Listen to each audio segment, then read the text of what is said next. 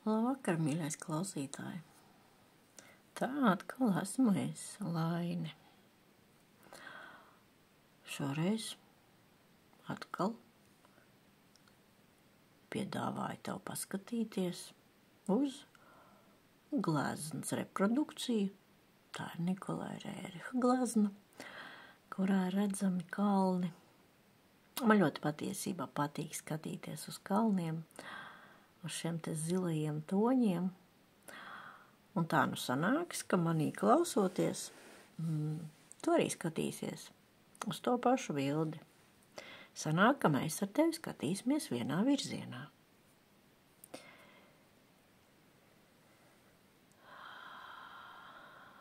Turpinot to sarunu par cilvēku 7 principiem, iespējams, ka tu man varētu jautāt, kādēļ ir tik svarīgi saprast, ka tu neesi tā kā viengabalains, bet ka tevī ir daudz dažādu šo te instrumentu.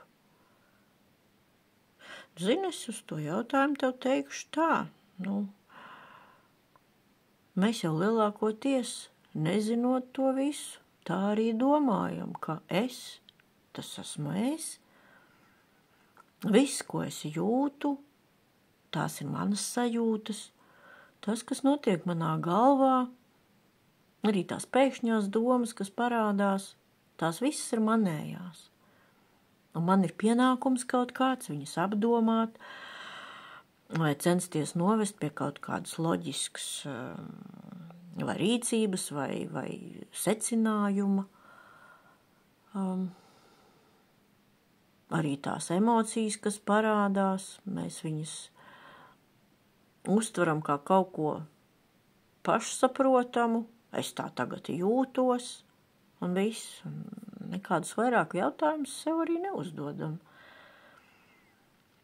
Bet ja tā pavēro savu dzīvi no malas, ja paskatās, vai mūsu dzīvē kaut kas ļoti mainās? Vai mēs pēkšņi iemācāmies kaut ko vairāk par to, ko mums mācīja skolā? Man novērojumi liecina, ka cilvēki pēc būtības nemaz jau tik ātri nemainās.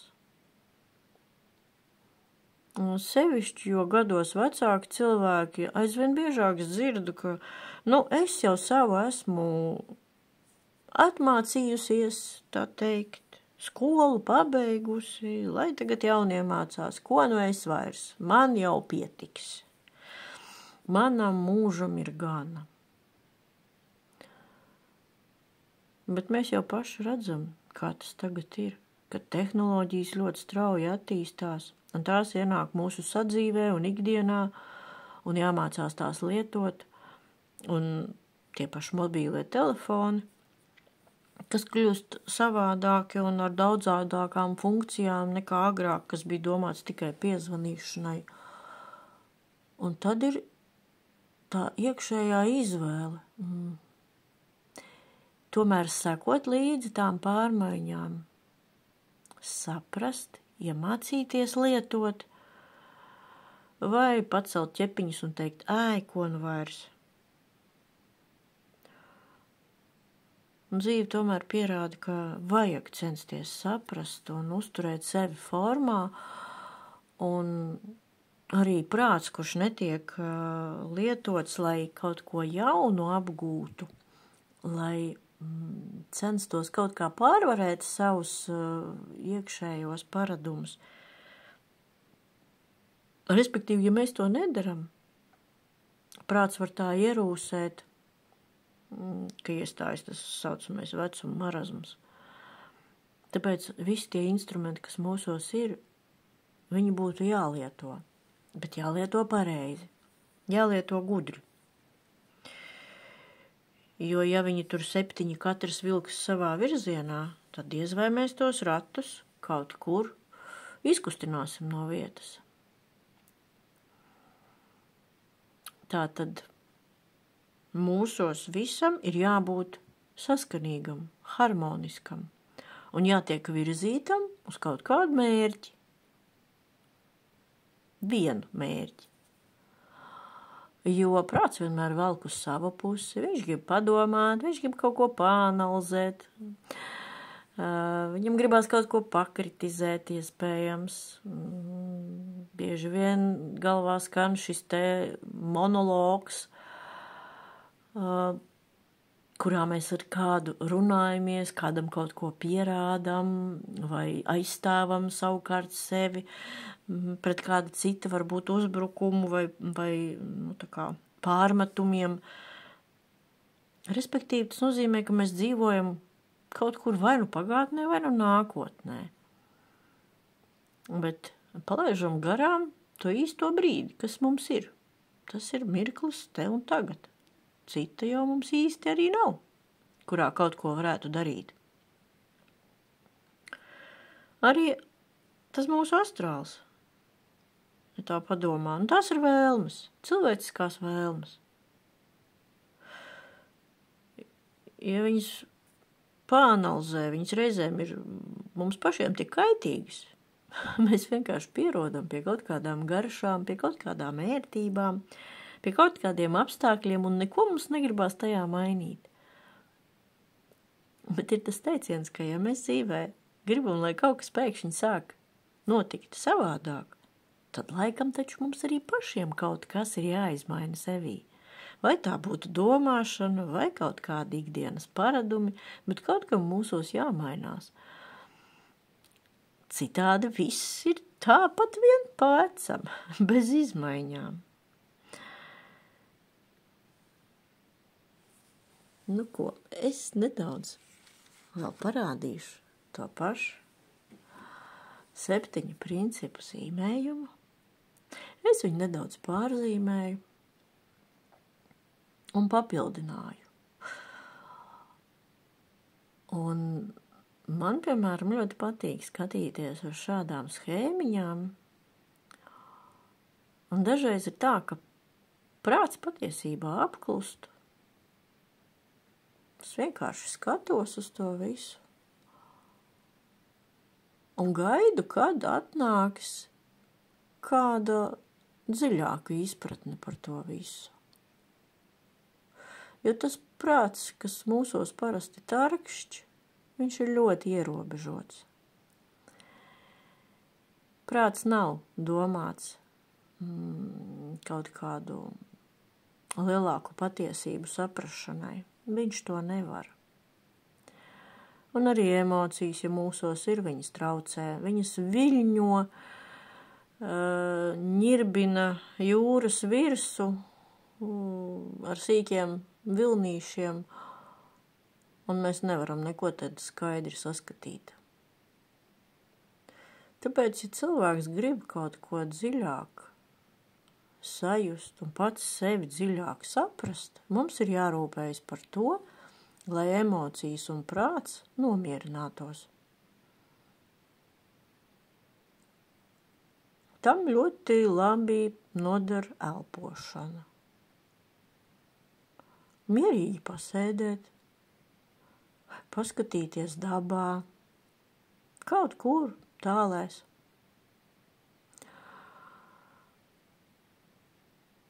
Lai acis klīst no koka uz koku, uz zāli vai mājām, nav svarīgi. Svarīgi ir tas, lai prāts neko neaprakstītu tajā brīdī. Lai viņš paliktu kluss, un mēs varētu mierīgi klusiņām vērot apkārtni.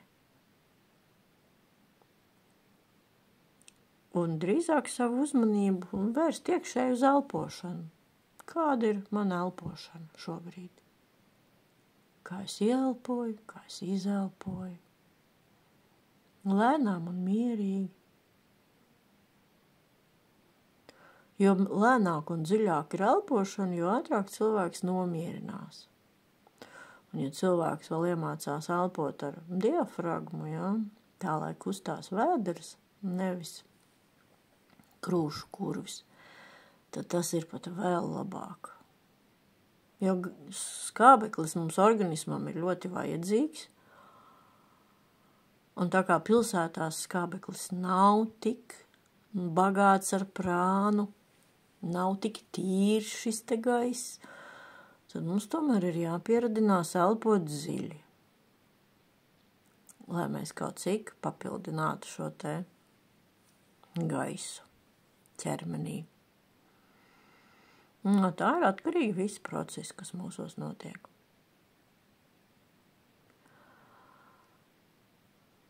Un ja tu, mīļais klausītāji, tā mēģini kopā ar mani pasēdēt šobrīd un pālpot, tad mēs varam pamēģināt sajust, kā tas ir, kas mainās cilvēkā pašā, ja prāts un emocijas tiek nomierinātas. Pašas jau emocijas bieži vien nenorimst. Un arī prāts pats no sevis reti, kad atslēdzās. Te ir vajadzīga tomēr tā mūsu apņemšanās, ja? Gribas spēka iedarbināšana. Svarīgi ir saprast, kādēļ mēs to darām. Tad tā motivācija nostrādā, un tad mums viss sanāk. No šiem 7 principiem es gribētu tev teikt, ka sirds ir tas galvenais centrs mūsos. Ja mēs paskatāmies vienkārši dzīvē, kā tas ir. Ģimenē arī ir kāds ģimenes galva. Dažreiz tas ir vīrs, dažreiz tā ir sieva. Kā nu kurā ģimenē pieņemts? Darba vietā, kādā firmā, tas direktors ir galvenais, vai ne? Kādā projektā arī ir savs vadītājs, kurš uzņemās lielāko daļu atbildības par projektu un vada darbus. Un tā visur, katrā slēgtā sistēmā ir kāda centrālā šūna. Tas ir viens no visumā valdošajiem likumiem. Un ja par noslēgtu sistēmu pieņemam mēs sevi paši, tātad cilvēcisku būtni, tad šajā te sistēmā kā centrālā šūna ir tieši sirds. Viņa ir tā, kurai ir saikne ar nākotni. Sirds spēj paredzēt, jo intuīcija, ko mēs cilvēki tā kā pazīstam, intuīcija vairāk ir saistīta ar pieredzi par to, kas reiz ir bijis. Un tā parasti pasaka mums priekšā, ko mums nevajadzētu darīt. Jo ir kaut kas līdzīgs un ka tas var atkārtoties. Tā nostrādā intuīcija. Taču, ja mēs jūtam sirdi, tad sirds ir tā, kura var pateikt priekšā, kas būs. Viņa ir saistīta ar nākotni. Vēl mūsu sirds, garīgais centrs, ir kā durvis pie Dieva, pie visu augstākā, pie radītāja. Es speciāli lietoju dažādus terminus, jo katrs mēs izprotam nedaudz atšķirīgi, un tie visi vārdi būs pareizi.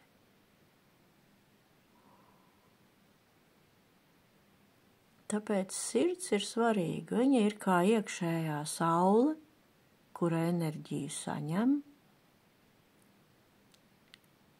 no dabas, no Dieva, no kosmosa. Kā kurš mēs to iztēlojamies, šobrīd. Un viņa tad kā saule arī izstaro pa visu ķermeni, sūtot enerģiju turp, kurā brīdī vairāk nepieciešams. Varbūt mūsu ķermenī ir kāds orgāns, kas šobrīd, piemēram, atveseļojas, un viņam ir vajadzīga papildus enerģija. Sirds to zinās un jutīs.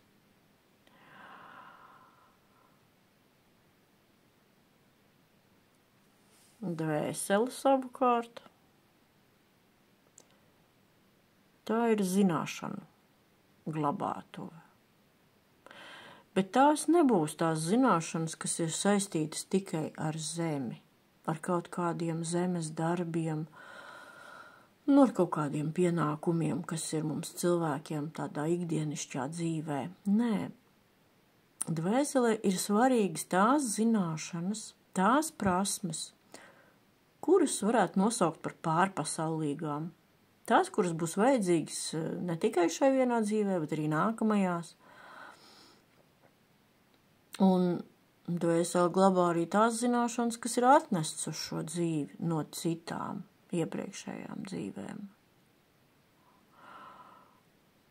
Tātad viņas galvenais, ko viņi krāja, tās ir dziļas zināšanas,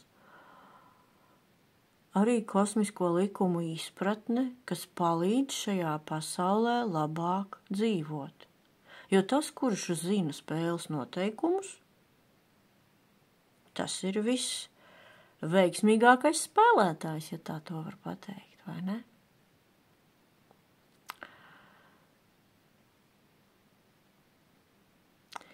Kā jau es teicu, prāts ir ierobežots.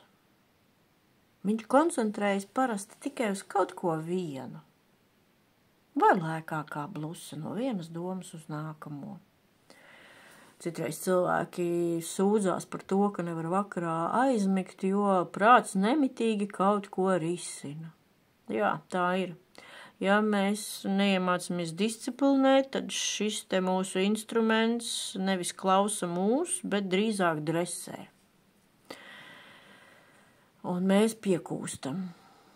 Arī emocijas, ja neiemācāmies savaldīt un apzināties viņas tādā veidā, arī ļaujot viņām noplakt, tad viņas paņem mūs savā varā.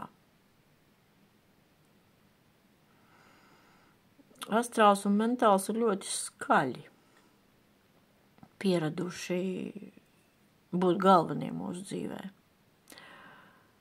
Un tad, kad mēs saprotam, ka patiesībā sirds būtu tā, kurai ir jāuzticās un kuras klusos čukstus ir jāklausa, tad mēs saprotam, cik svarīgi ir tomēr iemācīties meditēt, pasēdēt klusumā un mierā, sakārtot domas, nomierināt prātu un tad mēģināt sajust, ko saka sirds. Mums tas katram nepieciešams. Vienīgi skolā mums to nemācīja. Tā nu tas ir. Saprāts savukārt ir tāds ļoti apjomīgs instruments dvēselē. Un dažreiz cilvēki, kad kaut ko atklāja, zinātnieki, ir tā, ka lielākā daļa zinātnisku atklājumu ir radušies no kaut kādām kļūdām, no tā, ka zinātniekam kaut kas nav sanācis, un viņš ir tik ļoti centies izprast, kur ir kļūda, un kas ir jāmaina, un kā tad vajadzētu būt pareizi, ka šis viņa, tāds spēcīgais impulss uz izpratni, uz tiekšanās saprast, nostrādā kā tāds mehānisms, kad cilvēks saņem tā saucamo atklāsmi. Cilvēka dvēsele viņu sadzird, ka viņš nabadzīgs cenšas tur kaut ko izgudrot, un viņam nekas nesanāk, un eksperimenti ir neveiksmīgi. Un tad kaut kādā brīdī dvēsele par viņu apžēlojas un iedod cilvēkam šo te izpratni. Atklāsme tas ir kaut kas tāds, apjomīgs. Tevī ieplūst kaut kāda enerģija, jo tu reāli to sajūti ķermenī, ka kaut kas tevi piepilda, un tajā pašā laikā ir arī zināšana. Tu uz kādu mirkli pēkšņi izproti to lietu, pie kuras strādā, vai ko centies saprast. Bet tas ir tikai mirklis. tāds kā uzliesmojums iekšā. Dažreiz no šīs te enerģijas spēka un grandiozitātes apziņas pat asaras saskrien acīs. Un tad tas īsais brīdis vienkārši beidzas. Un tu pēc tam centies paturēt šo te sajūtu vēl kaut mirklīt ilgāk, lai varētu paspēt pierakstīt to, kas tika saprasts. Jo atklāsim nemēdz būt ilgstoša. Tādēļ, ka tā ir ļoti, ļoti spēcīga enerģija, un cilvēks bieži vien to nespēj noturēt. Mēs ikdienā nedarbojamies saprāta līmenī, jo tam ir tik augsts vibrācijas, ka mēs to nevaram izturēt ilgstoši. Mēs pārsvarā tomēr darbojamies ar prātu, un būtu ļoti lieliski, ja mēs sevi radinātu vairāk ikdienā lietot intelektu, skatīties uz lietām plašāk, censties saprast to, kas šķiet grūti saprotams, vai savienot savā apziņā to, kas liekas pilnīgi pretējas lietas, bet varbūt, ka paskatoties no augšas, mēs pēkšņi konstatētu, ka, jā, nemaz jau tik pretējas nav. Viņām ir kāds saskarsmes punkts. Lūk, tā notiek cilvēka attīstība. Mēs saprotam, ka prāts vēl nav viss un ka ir jātiecas augstāk. Un ka emocijas mūs iztukšo. Tāpēc tās vienkārši ir jāapzinās, jāsaprot, kādēļ viņas ir radušās un jādodas tālāk. Jāmaina tas, uz ko emocijas norāda, kas ir jāmaina sevī, kādi uzstādījumi, novecojušas pārliecības vai kaut kādi prāta rāmji, jākāpj ārā. Sirds un dvēsele kopā, kad viņas iet roku rokā, viņas veido mūsu individualitāti. Tad mēs tiešām katrs esam ļoti, ļoti individuāls. Toties tas, kas ir personības līmenī, prāts un emocijas, viņi vairāk vadās pēc šabloniem, sevišķi jau prāts.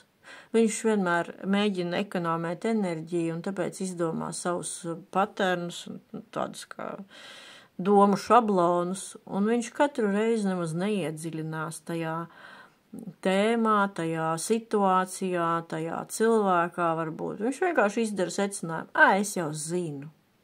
Tas līdzinās kaut kam iepriekš redzētam, dzirdētam, skaidrs, tad jau tas pats vien ir. Diemžēl prāts tā dara. Un tāpēc ir tā, kā ir, ka mēs runājamies cits ar citu, it kā dzirdam, bet tāpat laikā nesaprotam viens otru. Jo pavelkamies uz šiem te prāta piedāvātajiem šabloniem. Ja mēs prātu noliktu mierā un arī emocijas nomierinātu un tā cītīgi paklausītos otrā cilvēkā, tad mēs pamanītu, ka patiesībā tas cilvēks tomēr ir savādāks nekā līdz šim likās. Bet redz, tam ir vajadzīgs laiks un apņemšanās patiešām pievērst skatienu, pievērst visu savu uzmanību, nedalīti 100% otram cilvēkam, ar kuru runājamies.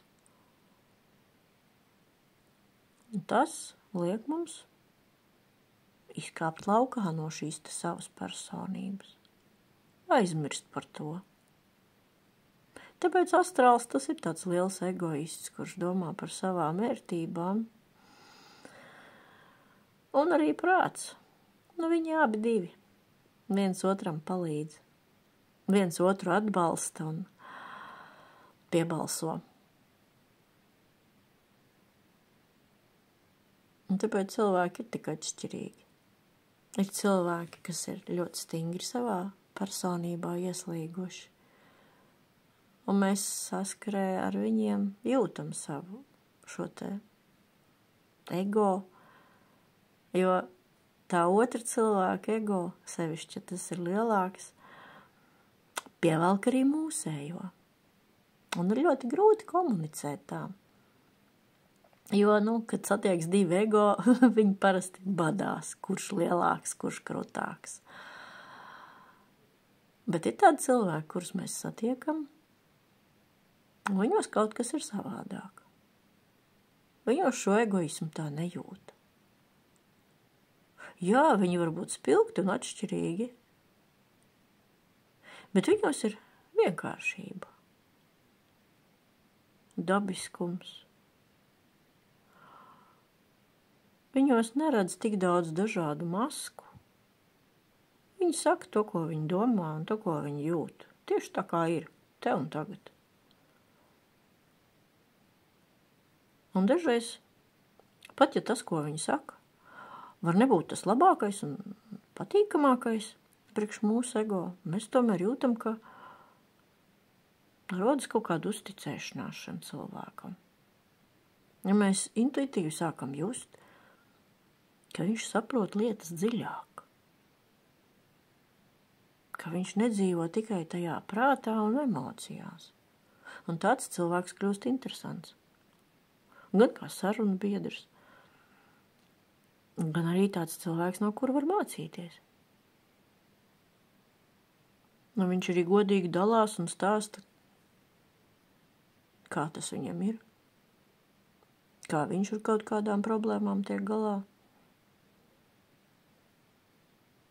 Un tas palīdz arī mums.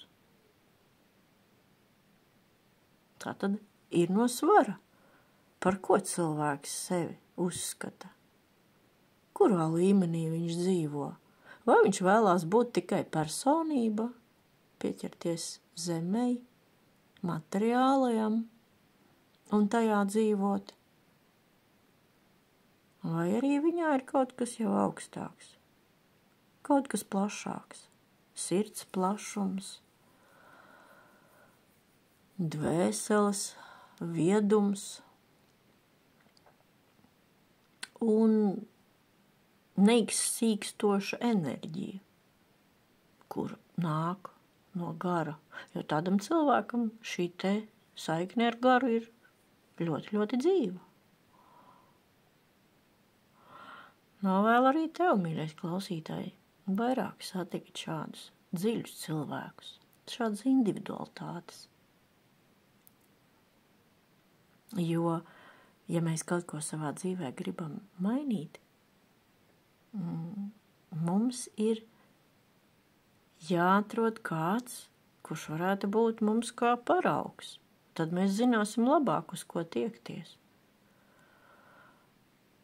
Un patiesībā jau ir tā, ka cilvēks parasti kļūst līdzīgs savam draugam. Ja mēs ar kādu ikdienā daudz un bieži esam kopā un klausamies un mācamies no viņa, tad agri vai vēlu kaut ko mēs no šī cilvēka pārņemam. Tāpēc ir tik svarīgi, lai mūsu draugi būtu gudrāki, viedāki, tādi, kuriem gribās līdzināties. Arī tas ir viens no visam likumiem, kas nosaka, kā mēs varam augt, līdzinoties citam. Kādam, kurš prot nedaudz vairāk un saprot nedaudz dziļāk. Un mēs to visu varam saprast tikai tad, ja mēs saprotam, kas esam mēs paši, kā mēs esam iekārtoti un kā tas viss darbojās. Ka tomēr ir dažas savas daļas, bišķīt jādisciplinē, jānorāda viņām pareizā vieta, un nedrīkst ļaut viņām pārāk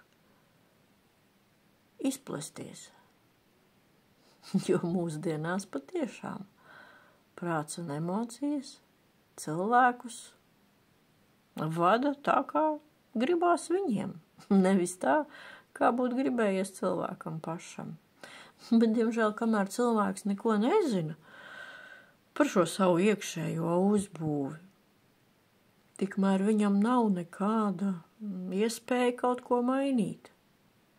Jo, ja es domāju, ka viss, ko daru esmu es pati, tad jau nevar taču pats ar sevi spogulī karot, vai ne? Nu ko, šai reizītei pietiks pļāpāts. Ar labu vakaru un tiekamies nākamreiz.